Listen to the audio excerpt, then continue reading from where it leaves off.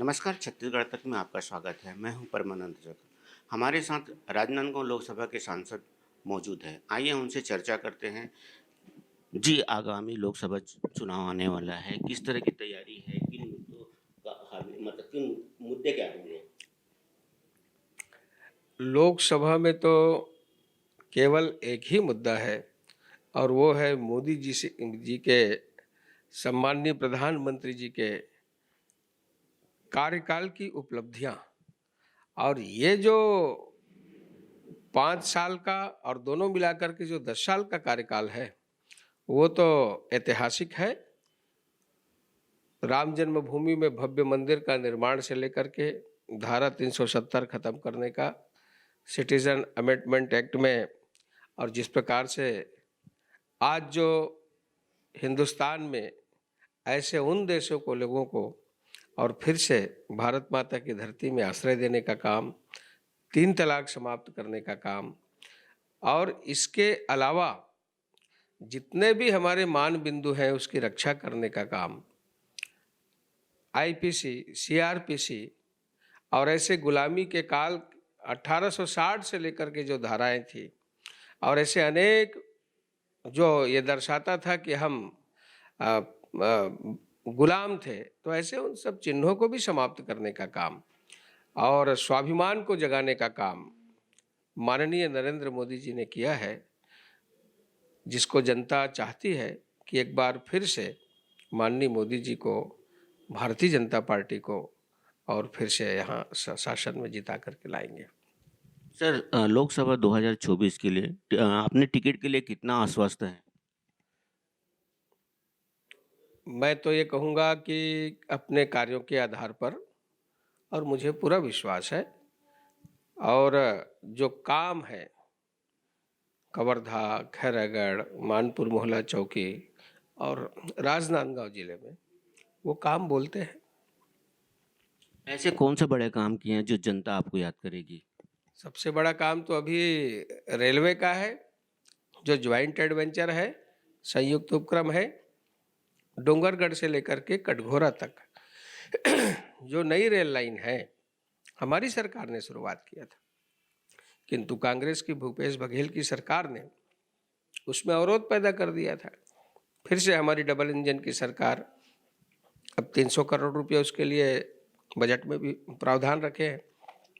तो इस प्रकार से चाहे रेलवे की बात हो, मेडिकल कॉलेज के लिए सभी प्रकार की वैकल्पिक व्यवस्था कवर्धा में ये खोजने चालू कर दिए हैं कि कहाँ पे वैकल्पिक कॉलेज लगेगा, और सारी सब प्रकार की व्यवस्था, तो मेडिकल कॉलेज भी है।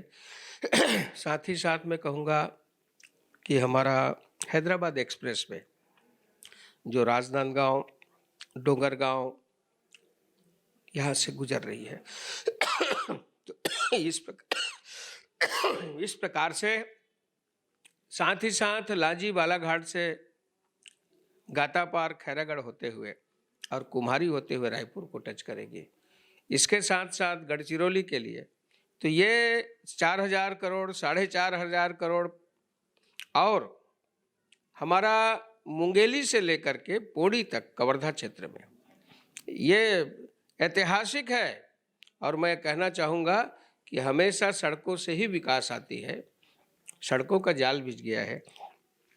इसके अलावा भी हमारे प्रधानमंत्री ग्राम सड़क योजना के तहत ऐसे 38 सड़कों की स्वीकृति पहले हुई थी, 242 करोड़। केंद्रीय मद से कुल 250 किलोमीटर की सड़क हेतु 149 करोड़ की मंजूरी उस समय हुआ था। इसके अलावा डोंगरगढ़ से बोर तालाब की जो सड़क थी उसकी भी स्वीकृति मैंने कराया।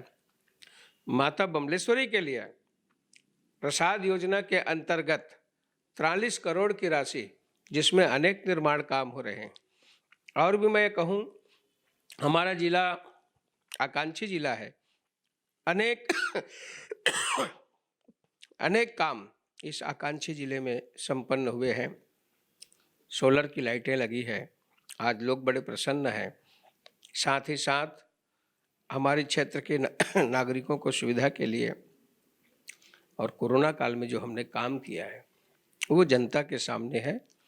इसी प्रकार से मैं आपको बताना चाहूँगा कि ऐसे 200 करोड़ के काम हमारे ये कहें कि नागपुर से जो हमारा ये रायपुर की तरफ जो अपना रेलवे रूट है, 200 करोड़ के काम, उसमें अंडर ब्रिज, ओवर ब्रिज, ये सारे काम चल रहे हैं।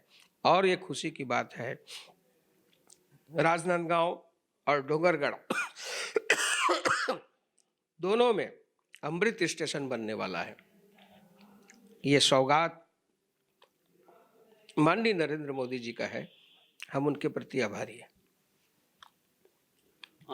राजनांदगांव रेलवे स्टेशन में कई जो रेलगाड़ियां हैं वो रुकती नहीं थी, उनके लिए क्या प्रयास किए हैं? वंदे भारत एक्सप्रेस ट्रेन के लिए क्या प्रयास किए? एक तो दरभंगा सिकंदराबाद का है, वंदे भारत है, तत्काल हमने रुकवाया उसको जनता की मांग के आधार पर।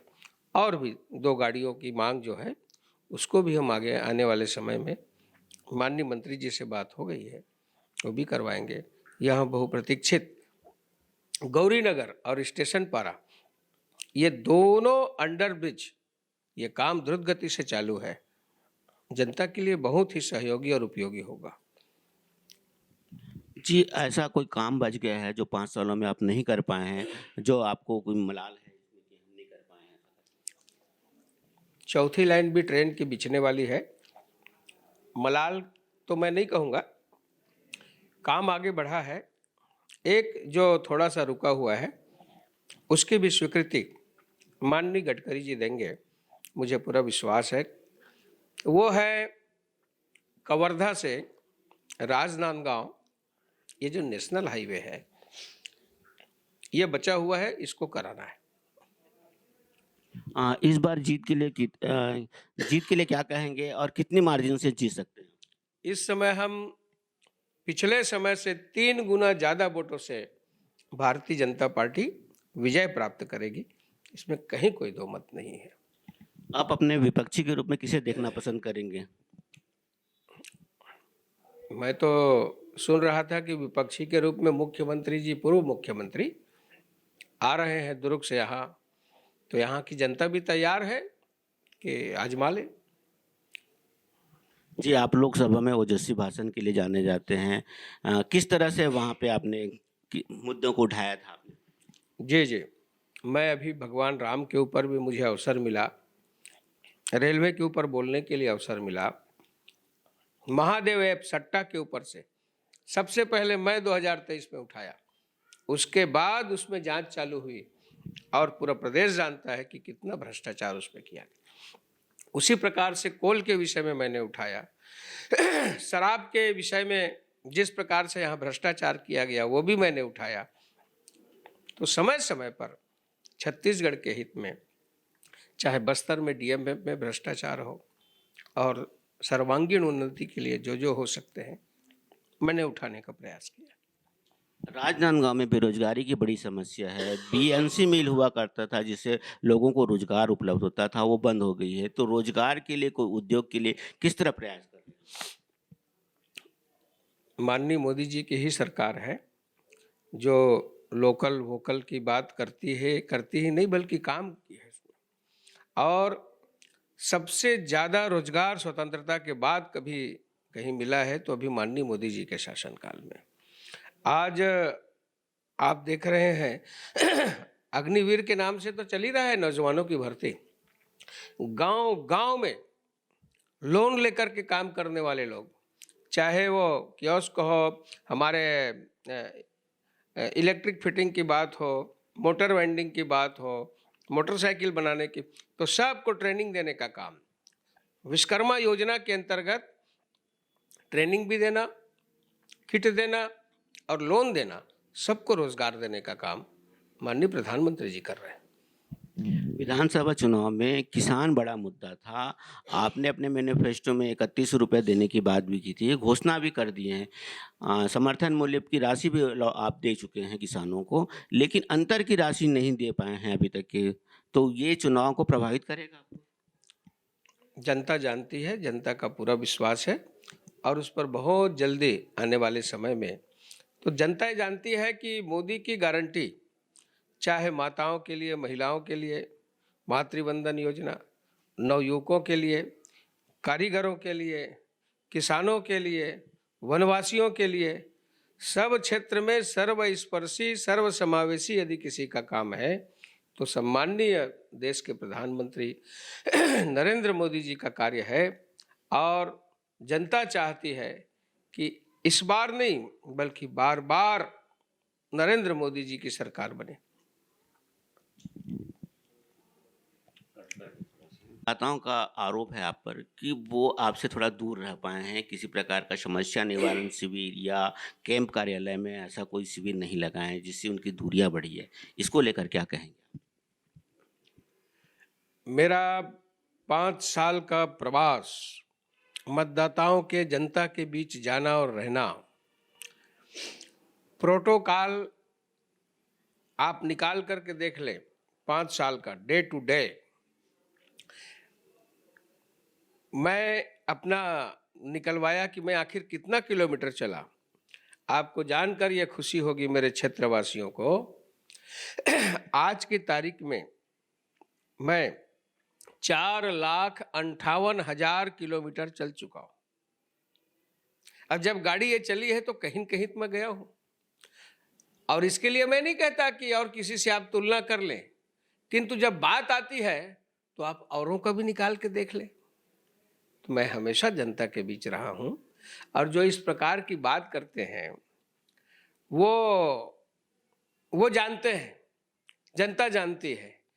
और सब प्रकार से यदि किसी को, जनता को विश्वास है तो मेरे ऊपर है। और मैं कह सकता हूँ कि सदन के अंदर हो, चाहे जनता के बीच में हो, क्षेत्र के अंदर हो, मैं तो शुरू से प्रवासी रहा हूँ।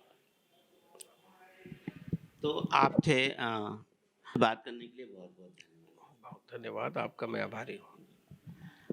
तो आप थे लोकसभा सांसद संतोष पांडे जी, जिन्होंने कहा कि वो अपने टिकट के लिए आश्वस्त हैं और बड़ी मार्जिन से जीत दर्ज करेंगे। परमानंद रजक, छत्तीसगढ़ तक, राजनांदगांव।